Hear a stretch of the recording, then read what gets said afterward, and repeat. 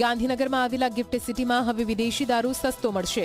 સરકારના નાણાં વિભાગે એક સત્તાવાર નોટિફિકેશન બહાર પાડીને ગિફ્ટ સિટીમાં વેચાતા વિદેશી દારૂ પરના વેટમાં આંશિક મુક્તિ આપવાની જાહેરાત કરી છે।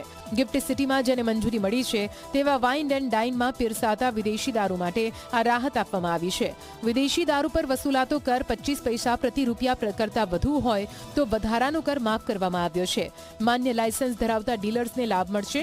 ગિફ્ટ સિટીમાં ગ્રાહકોને પીરસાતા વિદેશી દારૂ માટે જ આ રાહત લાગુ પડશે। જો કે સરકારના આ નિર્ણય પર કોંગ્રેસે સવાલ ઉઠાવ્યા છે।